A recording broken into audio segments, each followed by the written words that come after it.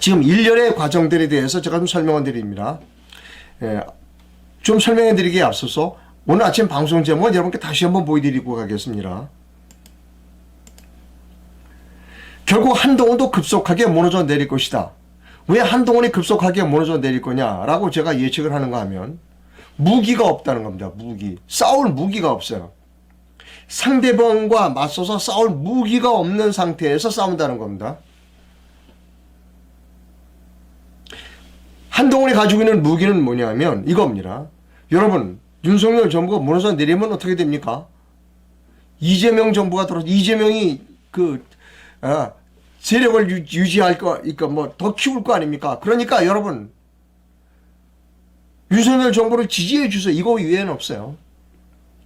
무기가 양손에 무기가 아무것도 없다는 겁니다. 왜 급속하게 무너져 내릴 것인가에 대해서 제가 지금부터 논리적으로 설명드립니다. 여러분, 지난번에 강서구청장이 대법원에서 유죄 확정 판결을 받았습니다. 그때부터 저 좌파는 치밀하게 계획을 한 겁니다. 보여드립니다.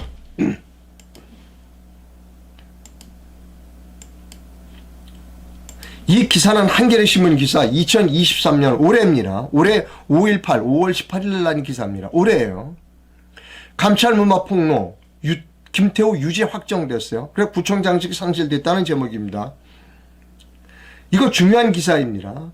문재인 정부 시절 청와대 특별감찰반의 감찰 무마 의혹 등으로 폭로한 혐의로 기소된 김태우 서울 강서구청장이 대법원에서 집행유예형이 확정돼 직을 상실했다.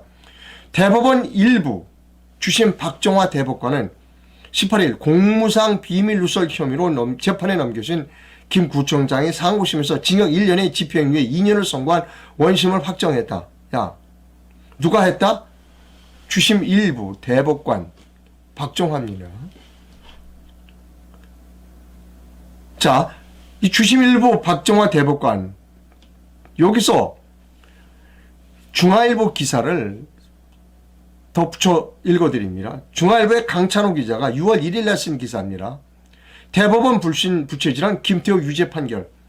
이례적으로 신속한 유죄 확정보다 의문을 자아낸다. 대법원은 김 구청장에 대해 2심 선고 9개월 만에 확정 판결을 내렸다.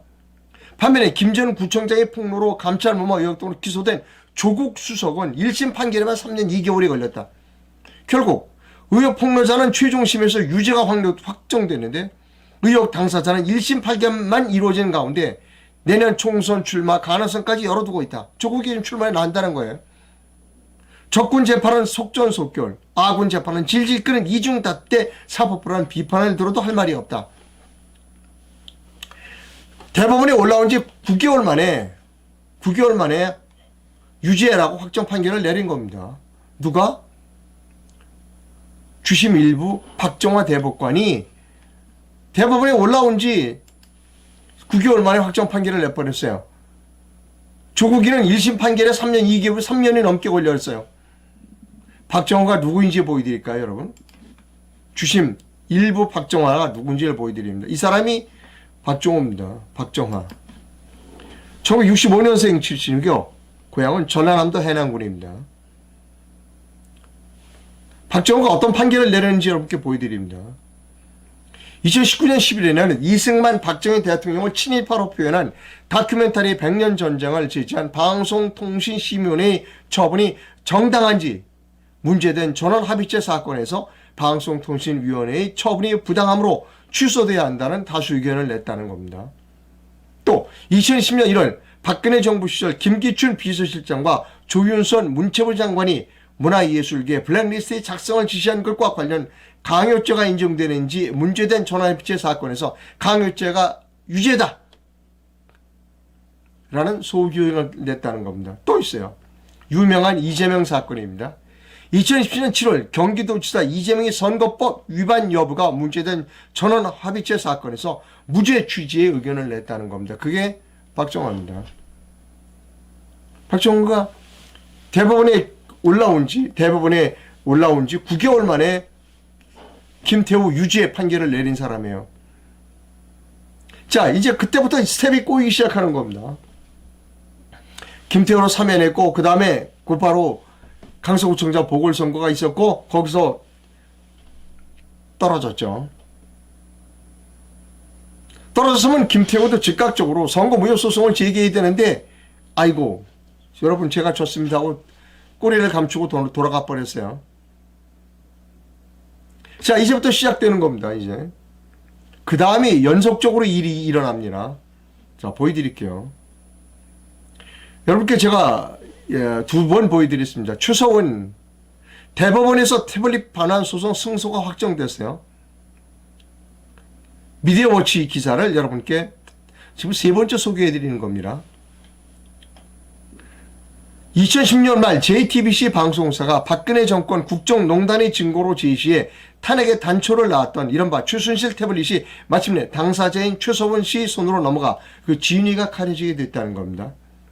20초면 대법원 민사 3심 이흥구 대법관이 최서원 씨가 제기한 태블릿 관련 유체동산 소송에서 대한민국 정부를 상대로 한 상고를 심리불석형으로 기각하면서 최서원에게 돌려줘가라 라는 겁니다. 소송 직이 근 2년 만이고 대법원에 올라온 지 며칠 만인지 보여드릴까요? 여기 있습니다. 대법원에 9월 13일 날 올라왔어요.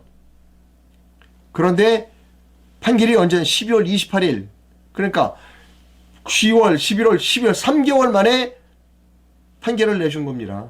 그 판결 날짜 최서원에게 태블릿 돌려주라고 하는 그 판결한 날짜가 언제나 더불어민주당이 국회에서 쌍특검을 통과시킨 날입니다. 자, 이제 여러분 이제 이해가 가십니까? 이 윤석열 정부를 공경에 빠뜨리기 위해서 지난 강서구청장 대법원에서 강서구청장 유죄 판결에서 그리고 태블릿 PC 돌려주라고 하는 그 판결 이것들이 신속하게 이루어졌고 딱 날짜가 딱딱 맞아떨어진다는 겁니다. 보셨잖아요. 대법원이 언제 3개월 만에 최서원에게 돌려주라.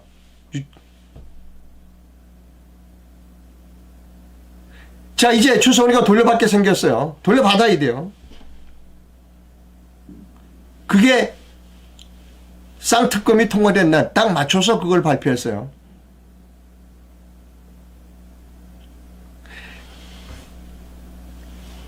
이제 태블릿 그 PC가 최서원의 손에 들어가면 변희재가 하겠다는 거 아닙니까? 포렌식해서 까발리겠다는 거 아닙니까? 박근혜 대통령도 당신들 입회해라. 박근혜 대통령도 너 누워서 같이 까보자 이거 아닙니까? 태블릿 PC는 가짜예요. 태블릿 PC는 가짜입니다, 여러분.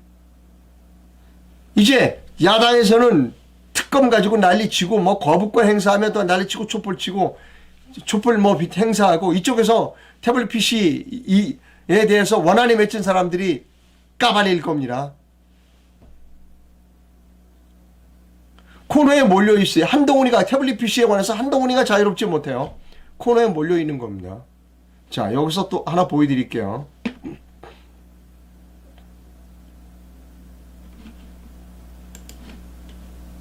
그 이용구 사진을 좀 보여드립니다. 태블릿 PC 돌려주라고 한 이흥구입니다.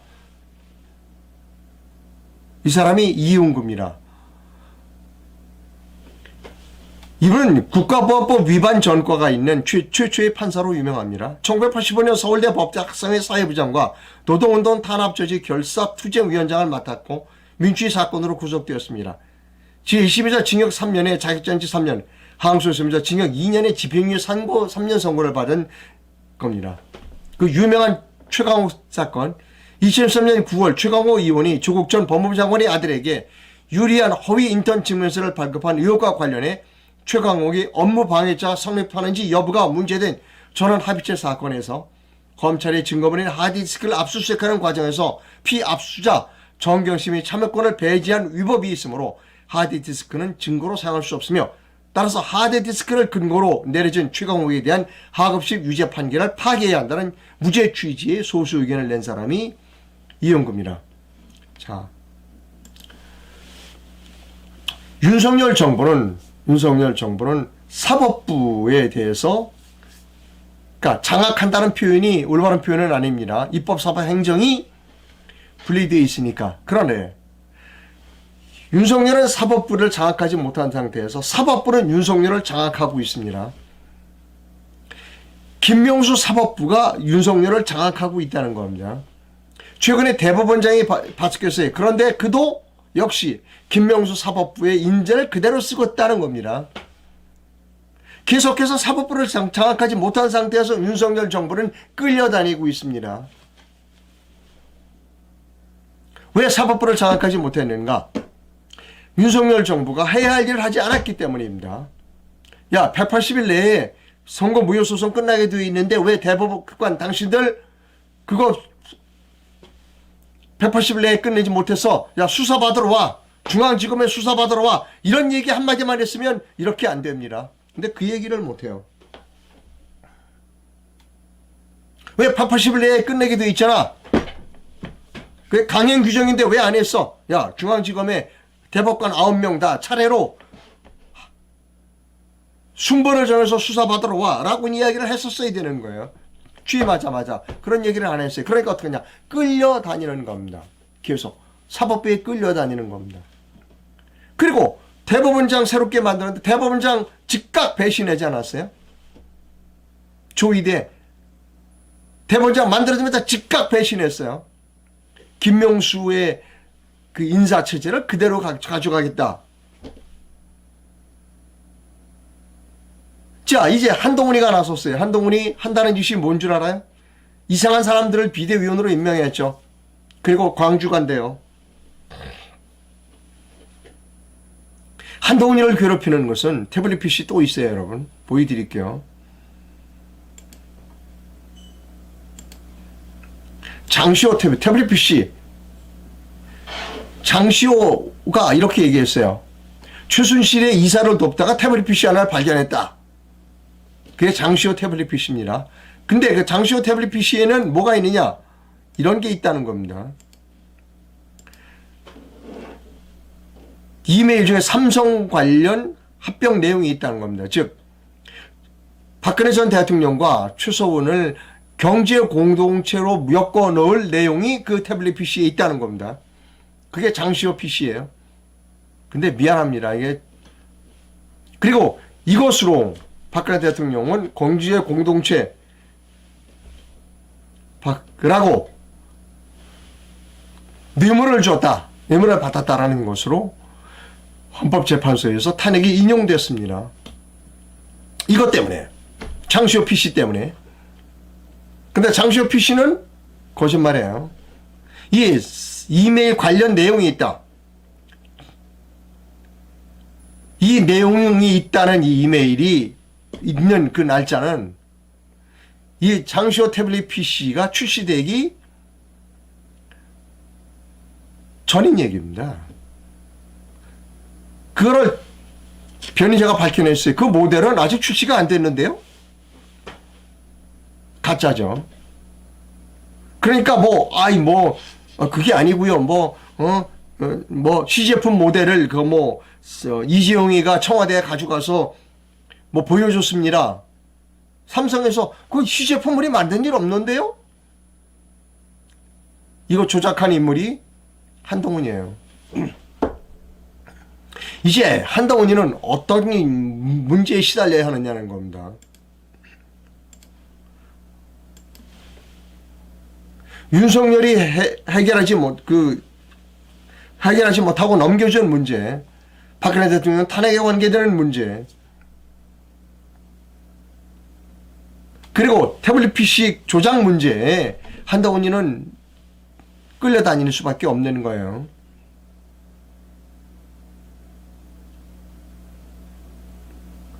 무기가 없다고 그랬죠. 그리고 공격을 당할 수밖에 없어요. 자, 제가 당신 사용할 무기가 이겁니다. 저는 여러 번 주장했고 드디어 조선일보도 안 되겠다 싶어서 이걸 무기로 쓰라는 겁니다. 김종숙을 특검하자라고 주장하라는 겁니다. 이게 강력한 무기예요. 한동훈이가 야, 김정숙이 특검하고 김혜경이도 특검해야 된다. 그 다음에 김건희다. 특검하자. 김정숙하고 문재인부터 특검하자. 라는 이야기를 해야 된다는 겁니다. 그러면 난리가 날 겁니다. 문재인 쪽에서 야, 왜 특검 얘기를 꺼내가지고 내가 지금 고통을 겪고 이재명과 옛날 문재인 세력이 갈라져서 싸우게 될 겁니다. 야, 너 특검 얘기 하지 마! 라고 문재인이 할 거예요. 근데 이런 무기를, 김정숙이라고 하는 무기를 사용할 수 없다는 겁니다. 한동훈이는. 왜? 윤석열, 한동훈이가 다 문재인하고 한패거리기 때문인 겁니다. 이 무기를, 강력한 무기가 없을 수 없어. 또 하나 무기가 있어요. 이런 무기가 있습니다. 어떤 무기가 있냐면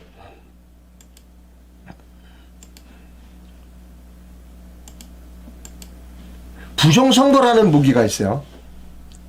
페이스북에 지금 올라오는 얘기입니다. 자, 먼저 읽어드리고 설명드립니다. 부정선거를 절대 포기치 않는 선관위, 투표관리관 사인 날인을 끝내 거부하고 있다는 제목의 글입니다. 총선이 3개월 남은 현재 부정선거를 막는 강력한 방법은 법에 따라 투표관리관 사인을 날인하는 것이다. 근데 선관위는 끝내 거부했다. 투표관리관 사인 날인은 투표용지가 정보림을 입증하는 절차다. 그걸 거부하는 건 위조 투표지를 대량 생산 투입하겠다는 거다. 투표관리관 사인 날인이 행해지면 첫째, 위조 투표지 투입이 어려워진다. 둘째, 전산 조작에 의한 득표수 조작에 부담이 된다. 왜냐? 선거무효 소송을 제기하면 선관위 발표 후보별 득표수에 맞춰 투표지를 위조하여 법원에 제출할 수 없기 때문이다. 넷째, 따라서 애국 시민들이 선관위와 국민의힘의 요구에서 투표관리관 사인 날인을 관철시켜야 한다. 그러나 선관위는 끝까지 저항한다. 왜냐? 투표 위조 투표지 지조법을 포기하는 것은 부정선거의 포기를 뜻하기 때문이다.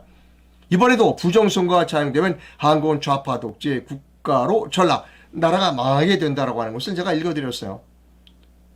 저 한동훈은 말이죠. 두 개의 무기. 문재인을 특검해야 한다 하는 무기를 써야 됩니다. 또 하나 부정선거를 막자라고 하는 무기를 써야 돼요. 두 개의 무기를 사용하지 못할 가능성이 한동훈이 크다는 겁니다. 적어도 한동훈이는 부정선거에 관계돼서 4.15 부정 수사하자 이런 얘기는 자기 말으로는 못해도 야, 앞으로 선거에서는 선거관리가 사인을 찍어야 한다. 투표권에 사인을 찍어야 한다는 얘기는 해야 합니다. 근데 그 얘기도 못한다는 거예요. 그럼 뭐 가지고 싸우나요? 무기 두 개가 다 없어. 그럼 뭐 가지고 싸우나요? 이거 가지고 싸우는 겁니다. 여러분, 우리가 표를 적게 얻으면 이재명 세력이 표를 많이 얻게 되지 않습니까? 여러분, 우리를 도와주십시오. 이거 하나입니다. 그래 놓고는 어디를 가느냐? 그래 놓고는 어디를 가느냐? 여기를 가요, 또. 광주를 갑니다.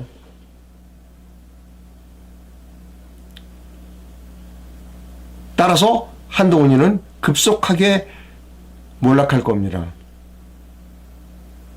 무기도 없는 상태에서 우파 시민들에게 정말 자해공갈단이죠.